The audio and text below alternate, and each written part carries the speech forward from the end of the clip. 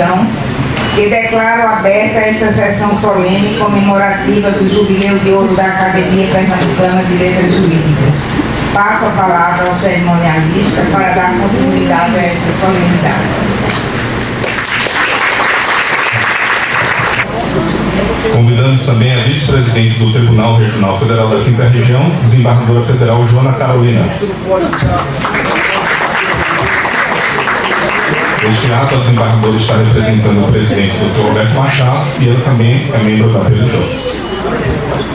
Convidamos também à mesa o diretor da Faculdade de Direito do Recife, professor Dr. Torquato Quasso, neste ato representando o magnífico reitor da UFPE, professor Alfredo Gomes.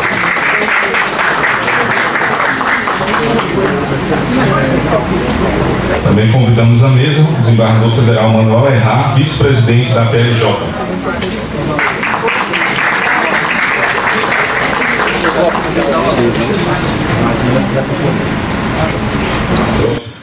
Aqui presentes conosco, doutora Marta Freire, diretora cultural, também doutor Fernando Araújo, assessor da presidência, doutor Manuel Neto Teixeira, doutora Eli Silveira, doutor Silvio Neves Batista, doutor José Oliveira Santos, padre Caetano, doutora Roberta Araújo, doutora Luciana Graçano, doutor Manuel Errar já encontra-se à mesa. Também presentes aqui conosco, autoridades, doutor Boado Dran Imperiano, presidente da Academia Paraibana de Direito, doutor Ricardo Bezerra, diretor da Academia Brasileira de Direito.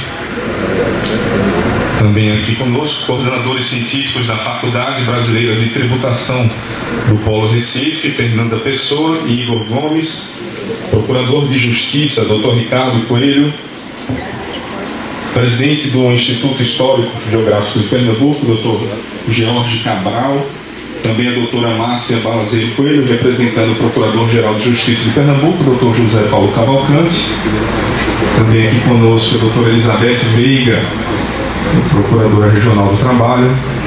Também a doutora Catarine Araújo, representando o gabinete da senadora Tereza Leitão. Também aqui conosco a presidente da OAB, doutora Ingrid Zanella, que também será uma das homenageadas. Presidente da IAB, doutora Érica Ferraz.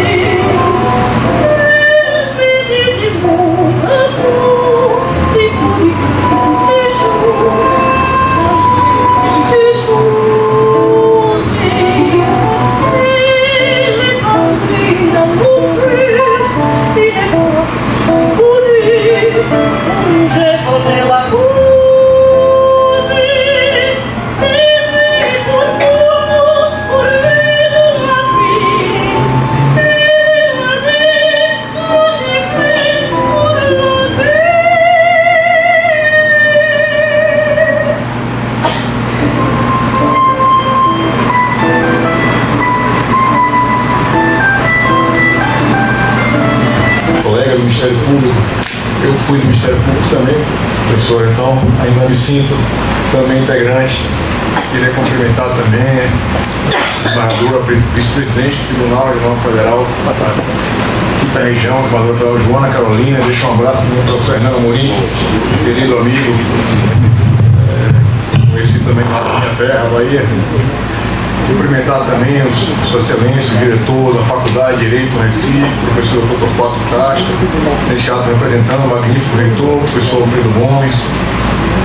Cumprimento também o desembargador federal Henriques, também da minha vice-presidente da casa, Manuel Henriques, vice-presidente da Academia Pernambucana de Jurídicas, e o professor Silvio Neves Batista, diretor, representando também a presidência da Casa da Academia de Letras Pernambucana, estimada professora Margarida Cantarelli, querida amiga também. Cumprimento também colegas, os seus acadêmicos da Academia, aqui presentes. Cumprimento também colegas do Ministério Público, doutora Beth Veiga, minha irmã, do Ministério Público de Pernambuco, Márcia Balazeiro, meu cunhado, Ricardo Coelho, doutor Guilherme Veiga, procuro aqui, não acho, querido amigo que me formulou esse convite honroso para estar aqui presente, que veio comigo no voo, inclusive, de Brasília. Muito me honra, Guilherme, uma satisfação estar aqui. E deixo também cumprimento no seu nome de Guilherme, a presidente da OAB, doutora Índia, aqui, alegria, a presidente do IAB, minha querida amiga, eu também faço parte do IAB, a doutora Rita Cortez, também quero deixar um cumprimento para ela também. Queria dizer da alegria que está aqui. Eu sou integrante da Academia de Letras Jurídicas da Bahia e digo que a maior emoção que eu tive na minha vida não foi chegar ao Tribunal do Trabalho, foi chegar na Academia de Letras Jurídicas da Bahia, porque era algo que eu aspirava. Eu frequentei a academia quando eu era criança. Meu avô foi um dos fundadores, inclusive da academia. Digo que essa casa é mais antiga que a Academia da Bahia.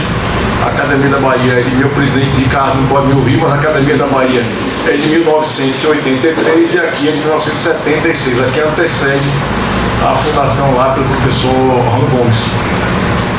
E eu disse isso à época da minha posse na Academia da Bahia exatamente porque entendo que as academias de letras jurídicas representam exatamente uma busca por aliar o conhecimento jurídico, a troca de experiências, de viver o direito, que é tão complexo, tão diferente em poucos segmentos.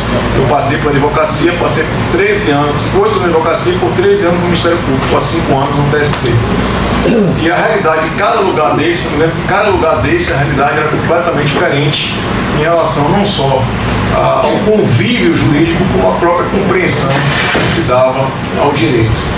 Então eu entendo a relevância das academias e quero deixar um cumprimento especial a essa academia nesse jubileu que tanto representa para a cultura jurídica de Pernambuco e para a cultura jurídica do Brasil.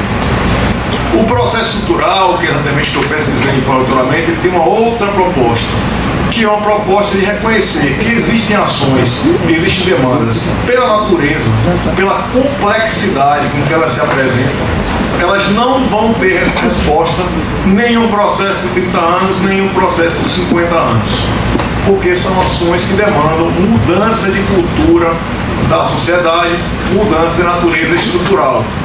Então, o processo estrutural é aquele que lida com demandas em que há complexidade, em que há um alto grau de violação de direitos fundamentais, a chamada violação maciça, que um processo ordinário, uma ação comum, não consegue responder. Há até uma metáfora bem interessante, que ela compara um processo comum com os processos estruturais que estão em voga, que é a metáfora da árvore. O professor Matheus Galdino, da Universidade Federal da Bahia, procurador do município, ele tem uma construção interessante.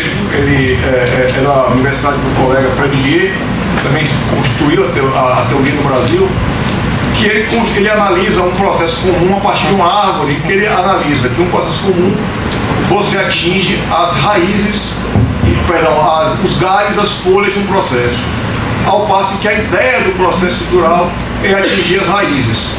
E, evidentemente, ao atingir as raízes, eu estou concluindo um curso da Escola Judicial Nacional sobre processo estrutural, e vários colegas magistrados fazem perguntas de todas as áreas, E vários perguntam sobre o fim do processo estrutural, porque os temas que o processo estrutural lida, eu vou exemplificar, são temas mais profundos.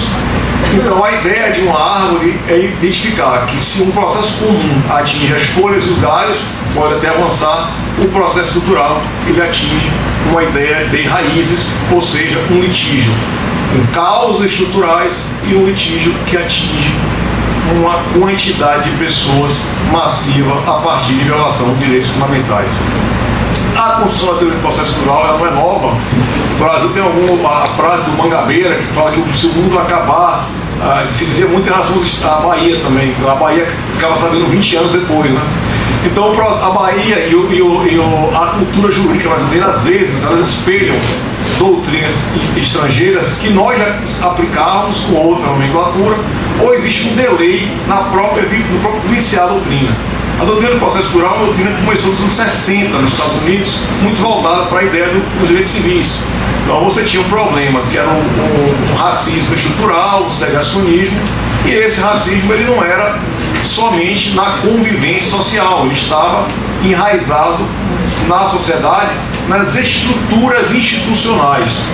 Que outra ideia interessante do processo estrutural é perceber que instituições como essa casa são que fazem a vivacidade e a evolução das nações. Então a ideia de que as nações evoluídas são as nações que preservam e cultuam as instituições. Não por outra razão, o processo estrutural tem tanta relação com o institucionalismo. Mas a ideia de um processo estrutural, daquele processo que atinge as raízes, e o exemplo do caso mais famoso, o caso Brown nos Estados Unidos, em 1954, o primeiro dos casos analisados, é uma ideia de que havia um sistema segregacionista educacional.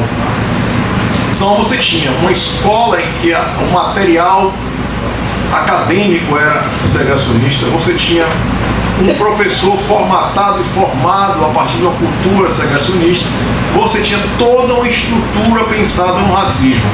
E a pergunta que se fez à época, a pergunta que nós podemos fazer aqui hoje, é se uma liminar judicial que determina que uma criança negra frequente uma escola gestada pelo racismo, ela resolve o problema. Você colocar uma criança negra sentada na cadeira de um banco de uma sala de aula, onde há toda uma estrutura gestada a partir de uma cultura do racismo institucional e estrutural, se percebeu, evidentemente, a partir da luta dos direitos civis, que essa solução não havia.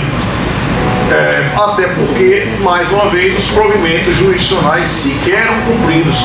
Os colegas se recordam, há alguns filmes que tratam do tema, um filme Netflix tratando do magistrado da Suprema Corte, que quando o advogado examinou essa matéria, em que se reflete que os estados do sul dos Estados Unidos sequer cumpriam os mandamentos judiciais. Então o presidente, um pouco antes do Kennedy, o Eisenhower, chegou a mandar a Guarda Nacional. Há um quadro famoso de Norman Rockwell, que ficou na Casa Branca durante algum tempo, que ele traz exatamente a foto de uma criança cercada pelos marshals, que seriam os nossos oficiais de justiça, né? Que levam ela até a sala de aula. E ela tem rosto e todos em volta não tem rosto. Quer dizer, o racismo ele não tem rosto e ao mesmo tempo ele é institucional. Então é nesse sentido que o processo estrutural visava naquele momento mudar todo o sistema educacional norte-americano. Pensem na complexidade de um mandamento da Suprema Corte, e diferentemente da nossa Suprema Corte, em que há um caminho natural dos processos em relação à etapa recursal para avançar na Suprema Corte, a Suprema Corte norte-americana ela elege causas para decidir. É uma outra lógica. Então você não acessa a parte acessada da Suprema Corte, não é uma coisa que você tem o ordinário. A Suprema Corte sim seleciona o processo a partir de algum formulário, inclusive uma das etapas é uma etapa que eu acho fundamental para a nossa leitura e aprendizado sobre as cortes, que é uma etapa chamada de uma pergunta que se faz é se a matéria está suficientemente amadurecida na sociedade. Às vezes o próprio TST, eu tenho muita dúvida em relação a isso, analisa matérias diretamente, matérias que o juiz de primeiro grau não examinou, matérias que o desembargador não examinou, e eu que estou lá em cima, em Brasília, não estou vivendo a realidade, estou examinando porque eu não conheço a realidade de Pernambuco, não conheço a realidade da Bahia, não conheço, eu conheço hoje, há 10 anos, a realidade de Brasília. Então, a verdade é que as matérias precisam ter o tempo de tramitação ordinário para que as instâncias se formem e a cultura jurídica se forme. Então, dentro dessa dinâmica de um processo que visava mudar o sistema educacional, na Alemanha se analisou o caso do nazismo, o caso Lutz, também do mesmo período, são os dois casos mais referenciados em relação à formação do processo estrutural. O caso Lutz era um caso, vejam que coisa simples, era uma análise de se um filme, Minha Amada Imortal, em que um cineasta que tinha ligações com o nazismo, ele foi simplesmente o autor, o diretor daquele filme, que dizia que o filme utilizado por Hitler nos cinemas para dizer que o judeu ele não era trabalhador, ele era preguiçoso, ele era sujo. O filme é Judeu Jug, né? É uma menção exatamente a um caso de antissemitismo. E ele, ao fim da guerra, dirige um filme e é feito, evidentemente, pelas comunidades um bloqueio ao filme. Então vejam quais eram os valores que estavam em choque a ser analisados pela Suprema Corte alemã, Corte Constitucional alemã. Era liberdade de expressão, né? Eu posso fazer um filme sobre qualquer tema. Claro que é um tema que já passou no livro. Eu tenho um diretor que ele está marcado porque ele atuou no cenário nazista. E você tem direito de manifestação. E por outro lado você tem o nazismo, que é algo abjeto em qualquer cenário. Então, o processo estrutural ele não lida com questões ordinárias. Eu me lembro que num curso de magistrados me perguntaram, não, na minha vara tem um processo sobre trabalho infantil e trabalho escravo. Processos complexos não são processos estruturais. Processos estruturais são processos que envolvem mudança de realidade e profundidade. Se você tem na sua vara dois processos estruturais, ou você é muito azarado ou não são processos estruturais. Né? A primeira ação coletiva que o Brasil examinou foi o ciclo coletivo. Mesmo no período de restrição democrática, ninguém atacou o licínio coletivo porque sabia que a base social que reinava, ainda com as intervenções decorrentes de legislação, era do poder normativo, da Justiça do Trabalho, eram intervenções que conduziam à pacificação social. Então a minha pesquisa avançou ao identificar que a Justiça do Trabalho e o poder normativo da Justiça do Trabalho e alguns traços diferenciais alimentam um tipo de processo estrutural diferente, que é o processo estrutural brasileiro. Eu dizia à professora Rosana que eu, ouvindo Lavigne Rose, estou cursando francês, professora, eu não estou no livro da nossa cantora, mas eu me lembro que eu cursei o francês exatamente porque, e eu vou chegar ao conceito de estado de coisas inconstitucional na área trabalhista, porque a Organização Internacional do Trabalho, a língua oficial é o francês. Surpreende muitas pessoas, mas a sede da organização em Genebra, a língua, agora nós falamos inglês, temos alguma comunicação, muita comunicação, evidentemente, a língua do francês é a língua muito mais ordinária. E o conceito de trabalho decente, que é um conceito tão complexo em 2026, ele tem relação com o processo estrutural na medida que o estado de coisa inconstitucional na área trabalhista, ele parte da noção de violação da ideia de trabalho decente, uma ideia tão complexa, e uma ideia tão complexa que até para ganhar a guerra da comunicação em 2026 é muito difícil, porque se passa uma ideia de que trabalho decente é uma ideia brasileira e uma ideia de atraso. Trabalho decente não é um conceito nacional, oxalá fosse, mas não é. É um conceito da Organização Internacional do Trabalho. A Organização Internacional do Trabalho, colegas, é a agência da ONU mais antiga. De todas as agências da ONU, da própria ONU, ela antecede, que era de 1919. E a noção de trabalho decente é uma noção, a Constituição de 1998, da própria OIT, e mais recente de 2022, ela trouxe alguns princípios básicos. E esses princípios básicos, respeito à liberdade sindical, respeito ao combate à discriminação, combate ao trabalho infantil, trabalho escravo, preservação da saúde, da segurança do trabalho, esse conceito apenas adaptado em 2022, trouxe a noção de que trabalho decente não é uma ideia nossa. Então o trabalho decente é aquele trabalho que respeita essas matrizes básicas constantes da própria Constituição do OIT. O professor Fred Diego traz um exemplo interessante, lidando com o caso trabalhista, em que ele entende até que ações individuais podem produzir processos estruturais. No caso que ele cita, é um caso da pessoa com deficiência que ingressa em juízo para ter acesso ao local de trabalho, rampas elevadas, calçadas rebaixadas, guarda-corpo, acessos sanitários com as portas investidas, e ela ingressa com a ação. E ao produzir um mandamento judicial de correção dessas irregularidades, o magistrado está beneficiando todos aqueles que eventualmente poderiam elaborar. Me parece muito mais uma técnica de processo estrutural do que propriamente um processo estrutural, porque nesse caso você não teria um estado maciço de coisas. O último debate que eu faço sobre o processo estrutural é o processo, aquele que eu falei lá no começo, da primeira crítica ao projeto de lei. Processo estrutural não é ativismo. Ativismo é o que desborda, é o que foge da regra do jogo. A ideia de ativismo é uma coisa curiosíssima, porque essa expressão ativismo ela pegou muito e pouco se estudou a origem da expressão ativismo judicial, que é uma expressão que não é técnica. A expressão ativismo judicial é uma expressão surgida de uma revista Fortune, de 1947. Eu tenho essa revista, eu comprei um sebo americano. Minha esposa, ela é do interior da Bahia, mas ela tem uma prima que mora em Nova York. Então, essa prima em Nova York me conseguiu a revista Fortune. E essa revista, a matéria da revista Fortune é como se fosse a Caras dos Estados Unidos, em 1947. Então ela tem uma série, lembra muito a Reader's Digest, não sei se alguém se recorda. Você começa a ler a matéria, ela diz, continua na página 150, você fica totalmente irritado e vai pulando, né? E ela tinha uma matéria sobre a Suprema Corte norte-americana de 1947. E é uma matéria bastante interessante, ela faz uma análise sobre o perfil dos magistrados da Suprema Corte Americana em 1947, lembrando que a Suprema Corte Americana tem um grau de exposição menor que a nossa. Então, o acesso a informações sobre os magistrados é um pouco diferente, né? Ainda mais em 1947. E ela fez uma divisão. O autor dessa matéria foi até assessor depois do Kennedy, autor de alguns discursos famosos, não pergunte o que sua nação fará por você, o que se fará pela nação. E o Arthur, ele bolou um sistema que ele fazia uma classificação dos juízes em juízes de contenção. Juízes seriam conservadores e progressistas. E isso colou como se fosse um conceito jurídico. Então a gente tem a noção que os juízes que fogem da lei seriam os juízes progressistas ou ativistas. Quando na realidade, o primeiro caso de ativismo, curiosamente analisado nos Estados Unidos, é o caso Locke, né? Todos os colegas conhecem esse caso. Vejam, um caso trabalhista. Os padeiros tinham uma jornada em Nova York maluca, jornada infinita. E a legislação do Estado de Nova York, ela limitou a jornada, legislação estadual.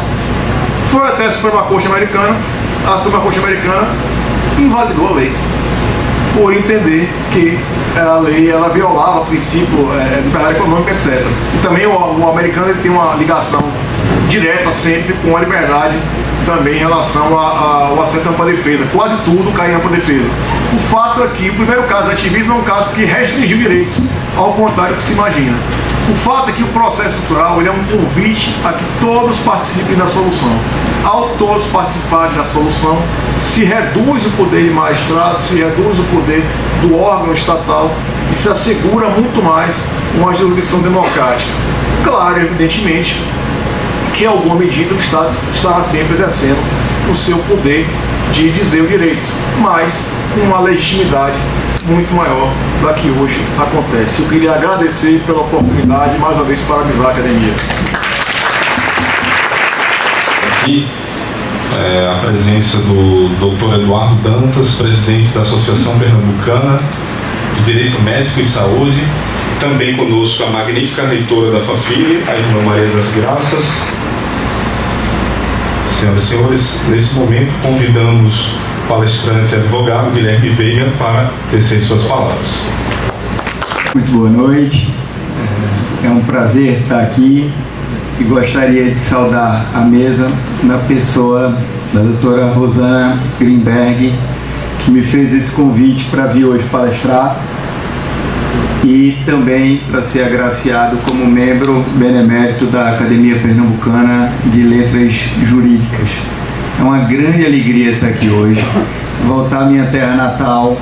Tinham bons meses já que eu não vinha à minha terra e é sempre uma alegria poder voltar e ainda mais voltar com esse tipo de reconhecimento acadêmico, dessa dedicação que eu venho tendo academicamente há alguns anos e que muitos que estão aqui acompanham quase que diariamente.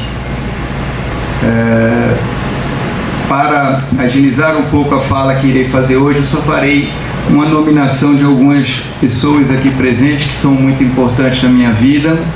A minha família, Adriana, Rafael, Pedro, a minha mãe, mas pessoas que fizeram parte também da minha advocacia. Eu comecei a advocacia com Mauro Guimarães e Mauro está aqui hoje, é uma alegria estar com ele aqui. Augusto Moraes, que é um parceiro, um dos maiores advogados do direito ambiental. Luciano Ferreira, que passou essa semana inteira comigo em Brasília, no Supremo e no STJ, em casos que eu sustentei essa semana. Augusto Coyote, João Bruno, Mariana Malta, amigos do escritório daqui de Recife, que muito me alegram de estar aqui. E outra coisa, uma grande alegria dividir a palestra com o ministro Balazeiro.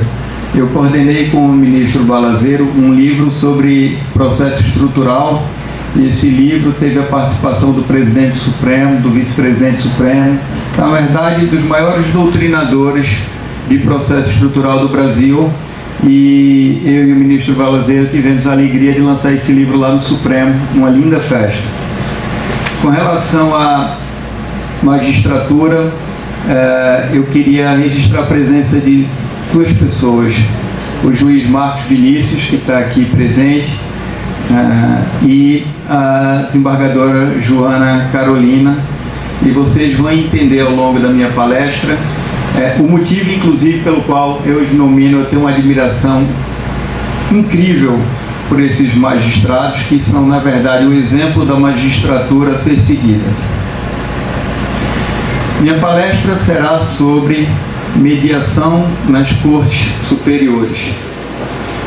Foi uma ideia que eu tive diante de debates que passei a ter em temas complexos no Superior Tribunal de Justiça, porque atuando em muitos recursos especiais repetitivos e em repercussões gerais no Supremo, eu notei que a formação dos precedentes vinculantes não tira processo do sistema judicial. No máximo, quando das vezes, ele traz segurança jurídica. Mas eu tenho temas de recurso especial repetitivo que estão em tramitação no Supremo, que eu sou advogado, que esse ano completa, sem transitar em julgado, ainda no STJ, por exemplo, 18 anos de tramitação, em que eu já fiz sustentação oral na sessão, já fui para a Corte Especial, o processo já foi ao Supremo, já voltou do Supremo, já voltou para a segunda sessão, já voltou para a Corte Especial, e o processo simplesmente não termina. E a partir daí, então, qual foi a minha ideia para desenvolver esse tema?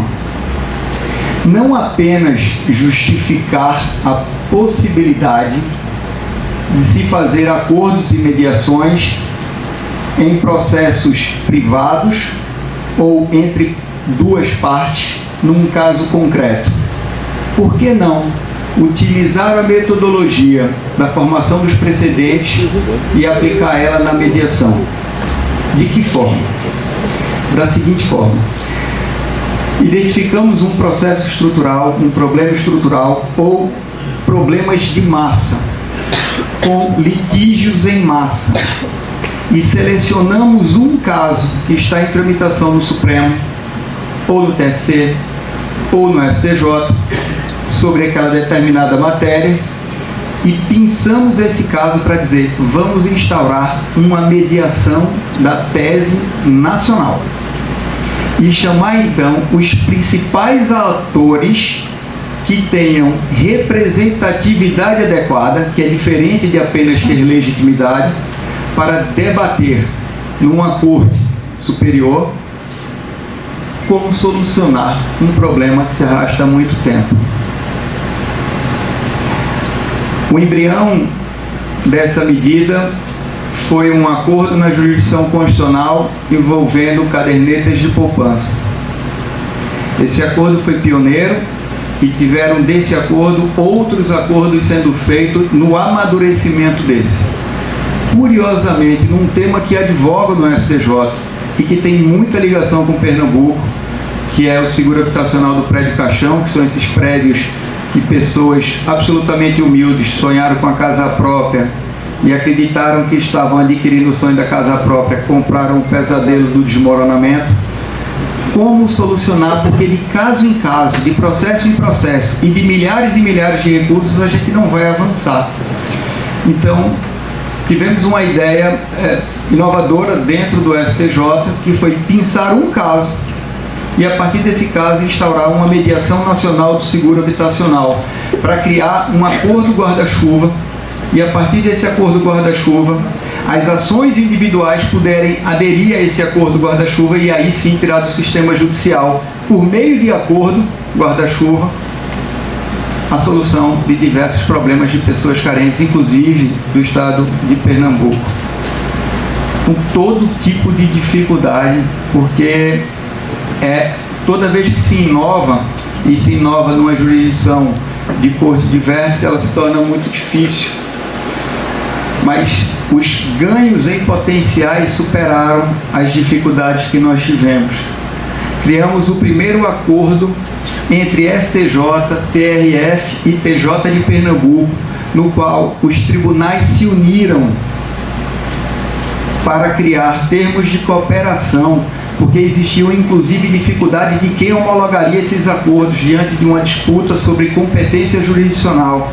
E criamos uma solução inovadora, a homologação conjunta entre Justiça Estadual e Federal num acordo único, redigido a muitas mãos e vindo do STJ, mas chamando inclusive o Tribunal de Contas da União. Por quê?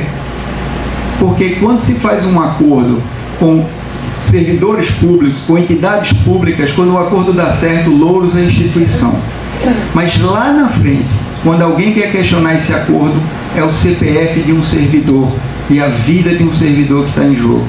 Então, até órgãos de fiscalização e controle, nós convocamos dentro de um acordo superior para que previamente pudessem ratificar o acordo ou criticar o acordo, porque ninguém tem um compromisso com o erro, ainda mais porque estamos lidando com a dignidade dessas pessoas que lutam por um lar. E aí é nesse contexto que eu coloco a nominação da doutora Joana Carolina e do doutor Marcos Vinícius, que está aqui presente, porque foram eles que abraçaram esse desafio e levaram esse desafio adiante. Sente agora, talvez um dos mais difíceis da minha vida.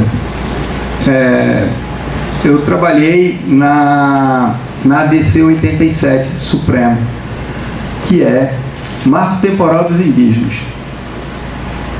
É um problema secular que nós temos, que teve um marco na Constituição de 88, depois teve decisão do Supremo, depois teve backlash do Congresso, depois teve a nova ADC 87 e o ministro Gilmar Mendes determinou a realização de mediação. É óbvio, ninguém pode ser ingênuo de achar que vai ter todas as soluções e todo mundo sairá em paz da solução do marco temporal dos indígenas. Não vai. E qual foi a minha estratégia adotada para que a gente diminuísse as tensões dentro do Supremo Tribunal Federal num tema complexo que pessoas morreram?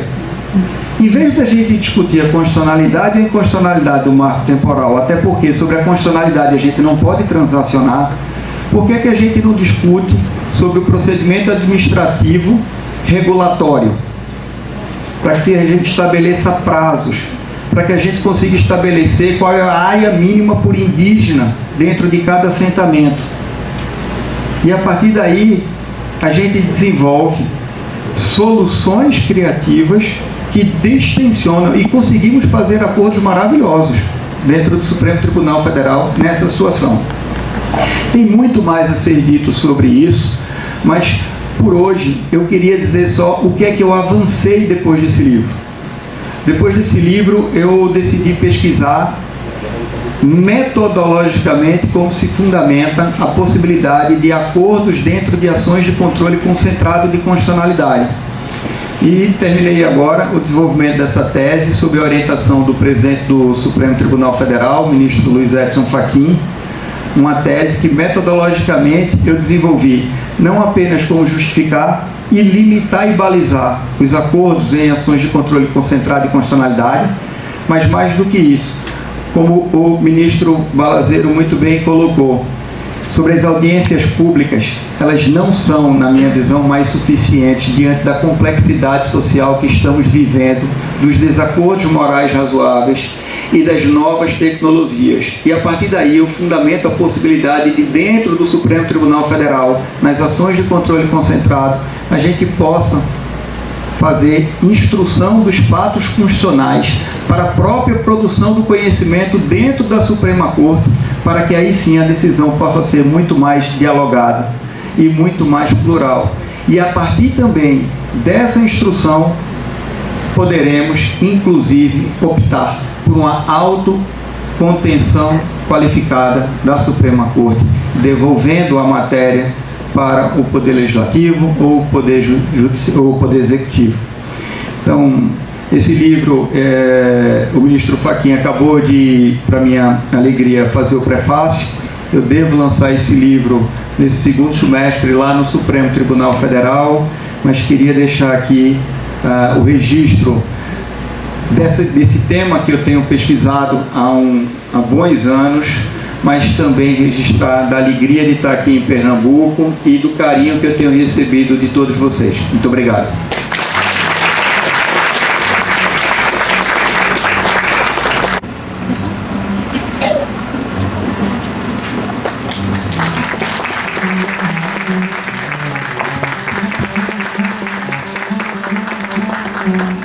Agradecendo também a presença do Defensor Público Geral de Pernambuco, Henrique Seixas. Lembrando que no momento do coquetel, ao final, teremos aí o lançamento dos livros Processo Estrutural e Laboral, Dr. Alberto Bastos Balazeiro, ministro, e também o livro Mediação nas Cortes Superiores, Dr. Guilherme Veiga.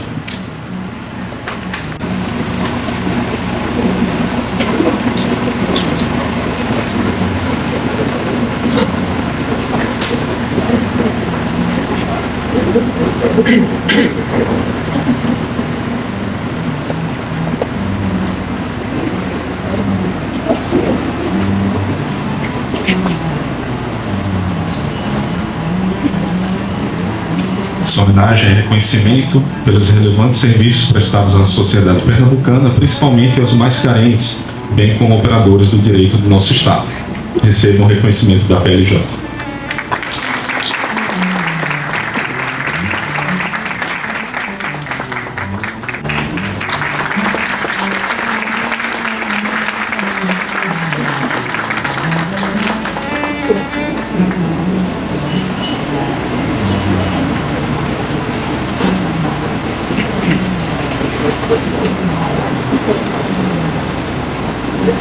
Aproveito, doutora Rosana, para já ficar aqui à frente, doutora, para entregar a primeira medalha. Então, começaremos agora Pernambuco para receber a sua medalha.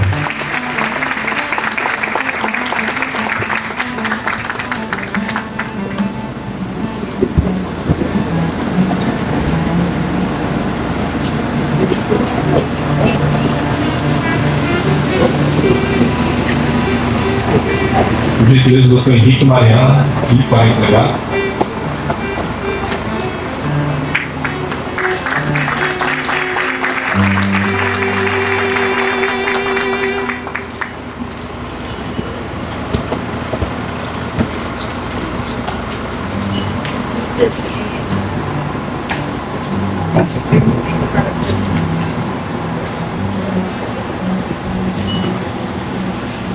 Também aqui eu tenho, para quem não sabe, ex-presidente da OAB.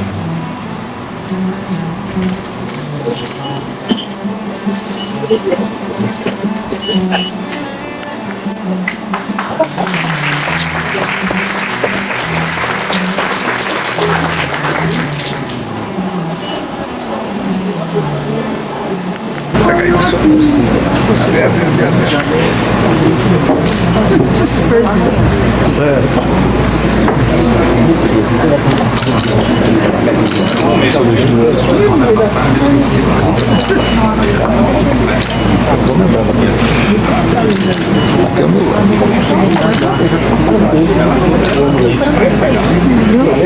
Mas tá dando.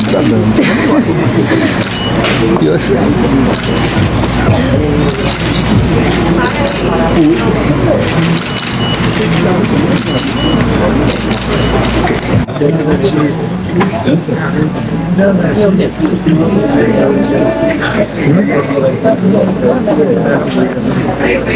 Tá ao teu lado aí, essa tua amiga.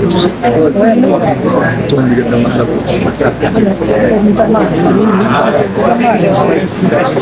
Se precisar de mim, não pode sair. O problema é que foi toda amarela.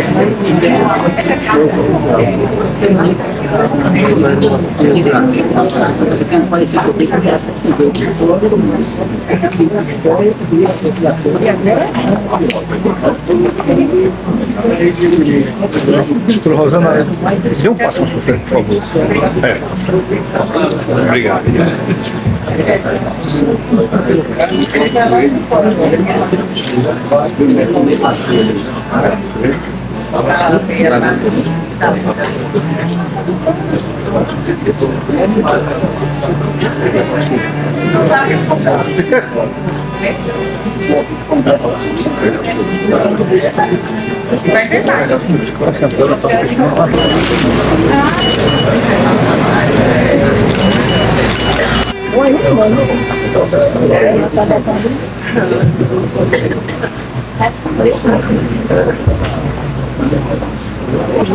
Baixar o desembargador, por favor. Doutora Rosana, por favor, dê um passo. Obrigado.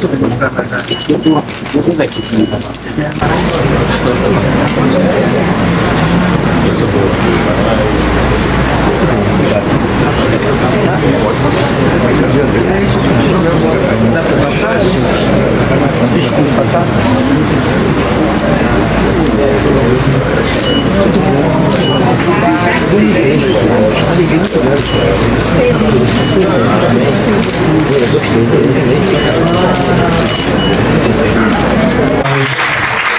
Com a medalha Bernadette Quebrosa. Um evento histórico do Jubileu de Ouro da Academia Pernambucana de Letras Jurídicas. Não dá reflexo. Senão vai dar reflexo. Doutora Margarida Cantarelli, que não pôde comparecer.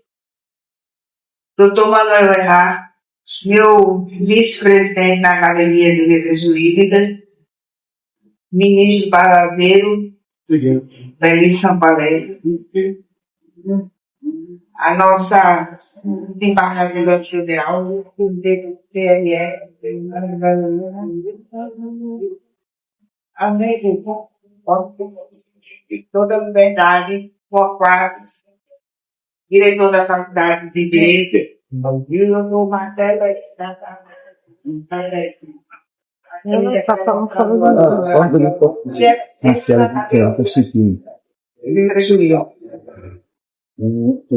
Excelentíssimas autoridades, eu, antes de continuar, queria pedir licença a vocês para falar sentada, porque infelizmente o Parkinson não me ajuda muito com o movimento.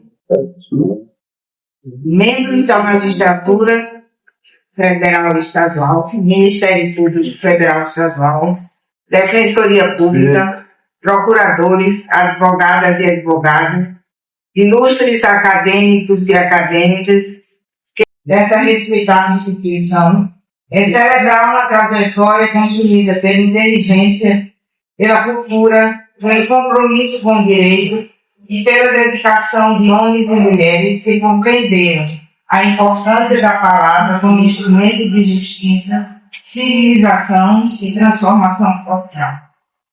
Ao longo dessas 5 décadas, a Academia Pernambucana de Letras Jurídicas consolidou-se como guardiã da memória jurídica e cultural do nosso Estado, reunindo juristas, magistrados, advogados, professores, escritores e pensadores que fizeram das letras jurídicas um verdadeiro patrimônio intelectual de Pernambuco no Brasil. Hoje reverenciamos todos aqueles que, desde a fundação desta casa, contribuíram para a sua grandeza.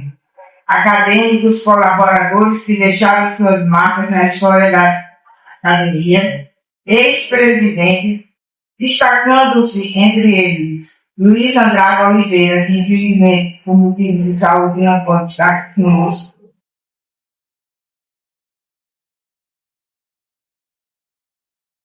e por 12 anos esteve à frente da PLJ, deixando sua marca indelével. A ele nossa homenagem e reconhecimento.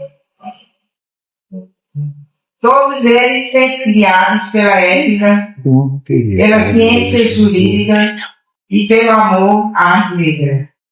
A academia é também considerada como templo ecumênico, baseando o culto do direito à prática da legalidade, o uso da Constituição e o fortalecimento do Estado Social de Direito como metas ideais a atingir, sendo ainda uma casa científica, jurídica, cultural, mas também de convivência espiritual e humana, que respeita a liberdade de expressão, assegura livre reflexão e crítica, congrega diferentes pensadores e ideologias, sem perder de vista a dinâmica das mudanças, os grandes temas do nosso tempo, num mundo de rearticulação política, econômica e social.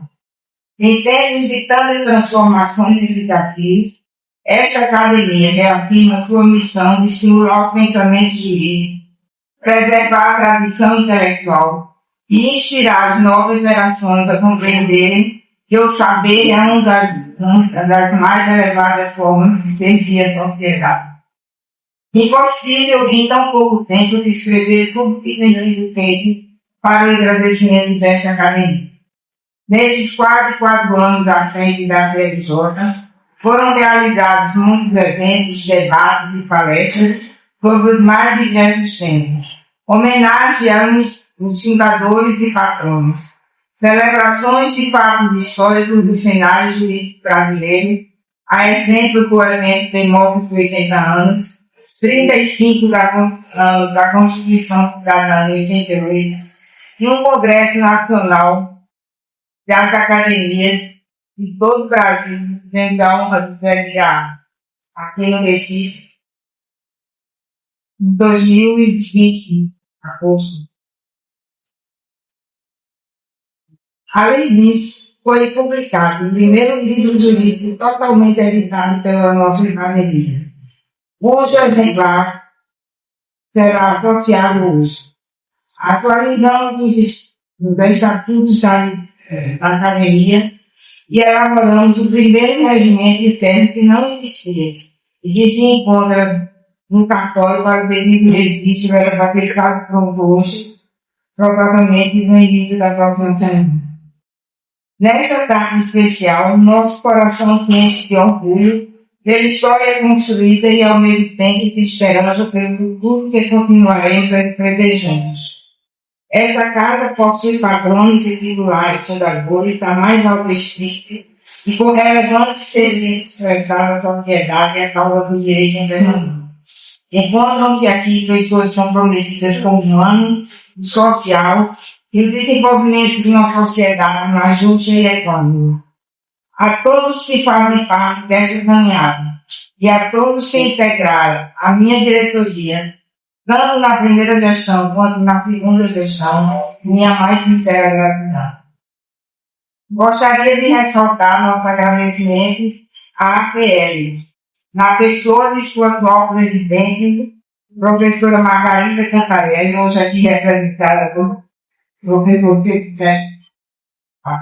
que abriu as portas da instituição para a PLJ. Agradeço também o empenho de todos os funcionários em todo este período.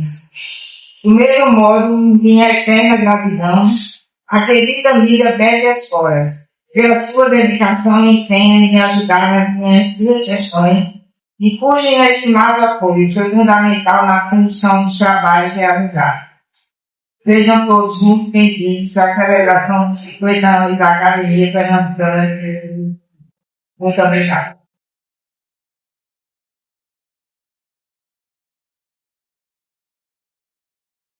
Gostaria agora de encerrando e convidando todos para o coquetel de chamar os acadêmicos e os acadêmicos